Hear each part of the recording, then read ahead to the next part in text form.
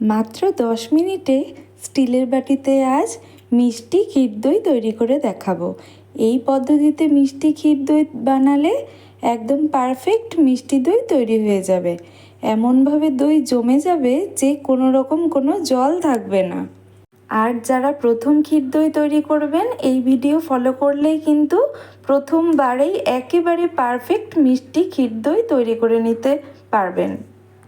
তো hello everyone, কেমন আছেন আপনারা সবাই? আশা করছি আপনারা খুব ভালো আছেন, সুস্থ আছেন। আমার চ্যানেলে আপনাদের সবাইকে ওয়েলকাম জানিয়ে শুরু করছি আজকের ভিডিওটি। তাহলে চলুন শুরু করা যাক রেসিপিটি। ক্ষীর দই তৈরি করার জন্য আমি এখানে আমুল গোল্ড দুধটা ব্যবহার করছি। আপনারা চাইলে গরুর দুধও ইউজ করতে পারেন। আমুল গোল্ড দুধটা আমি এখানে নিয়েছি, প্রায় 500 ml মতন দুধ আমি এখানে নিয়েছি। আর এখানে আমি দিয়ে দিচ্ছি 2 চামচ মতো গুঁড়ো দুধ। এখানে আমি আমুল স্প্রেটা ইউজ করছি। আপনারা যে কোনো ব্র্যান্ডের গুঁড়ো দুধ কিন্তু ইউজ করতে পারেন। হালকা উষ্ণ গরম হয়ে গেলে গুঁড়ো দুধটা এখানে আমি দিয়েছি, আর একটা হ্যান্ড উইক্সের সাহায্যে আমি ভালোভাবে নেড়ে চেড়ে এটাকে মিলিয়ে দিচ্ছি। আপনারা চাইলে কাঁটা চামচ দিয়েও মিলিয়ে দিতে পারেন। দুধটাকে ভালোভাবে জাল করে কিন্তু আমি একদম শুকিয়ে নিচ্ছি দুধটা। দেখুন জাল করতে করতে অনেকটা ঘন হয়ে এসেছে।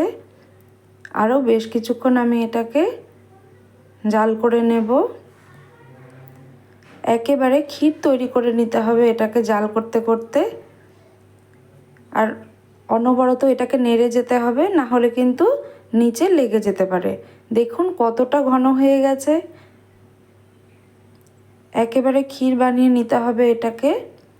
আর এটা কিন্তু যখন ঠান্ডা হয়ে যাবে তখন কিন্তু অনেকটা জমে যাবে। দেখুন টেক্সচারটা একেবারেই ঘন হয়ে গেছে। এখন আমি একটি বাটিতে এই ক্ষীরটা তুলে নেব। এটা বানানো কিন্তু একেবারেই সহজ, না কোনো রকম কোনো মাটির হাঁড়ি লাগবে, আর না লাগবে দই জমানোর জন্য 5 থেকে 6 ঘন্টা সময়। খুব অল্প সময় এটা তৈরি হয়ে যাবে।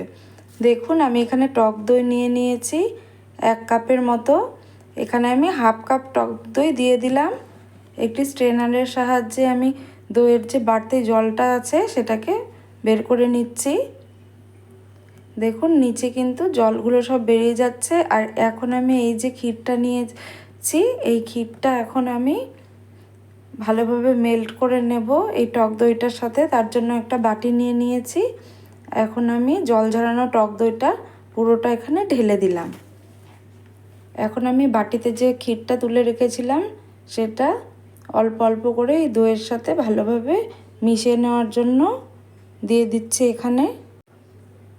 এই পদ্ধতিতে মিষ্টি দই বানালে কিন্তু একেবারে পারফেক্ট মিষ্টি দই তৈরি হয়ে যাবে।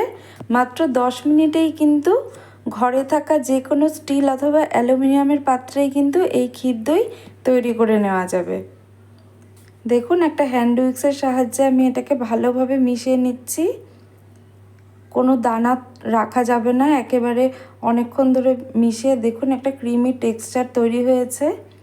একেবারে মেল্ট হয়ে গেছে ক্ষীরটা দইয়ের সাথে। এইরকম একটা টেক্সচার তৈরি করে নিতে হবে। এখন আমি নিয়ে নিয়েছি একটি স্টিলের বাটি। হ্যাঁ, আজ এই বাটিতেই আপনাদের তৈরি করে দেখাবো মিষ্টি ক্ষীর দই। আমি এখানে সামান্য তেল দিয়ে দিলাম। আমি সাদা তেল ইউজ করেছি এখানে। আপনারা চাইলে ঘিও দিতে পারেন। ভালোভাবে বাটির চারিদিকে এই তেলটাকে আমি হাতের সাহায্যে মাখিয়ে নেব। আর আমি যে ব্যাটারটা তৈরি করেছিলাম সেটা কিন্তু আমি বাটির মধ্যে ঢেলে দিলাম। এই যে দেখুন কত সুন্দর ক্রিমি একটা টেক্সচার তৈরি হয়েছে। এখন আমি একটি কড়াই বসিয়ে দিয়েছি গ্যাস ওভেনে। আর এখানে দিয়েছি প্রায় 1 থেকে 1 কাপ মতন জল দিয়েছি এখানে। আর একটি স্ট্যান্ড বসিয়ে দিয়েছি তার মধ্যে।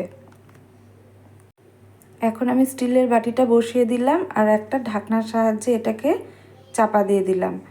এটা অবশ্যই খেয়াল রাখতে হবে এমন একটি ঢাকনা নেবেন যাতে তার মধ্যে কোনো জল বা বাতাস কিছু না ঢুকতে পারে। দেখুন আমি 10 মিনিটের জন্য বসিয়ে ঢাকনাটা তুলে নিয়েছি।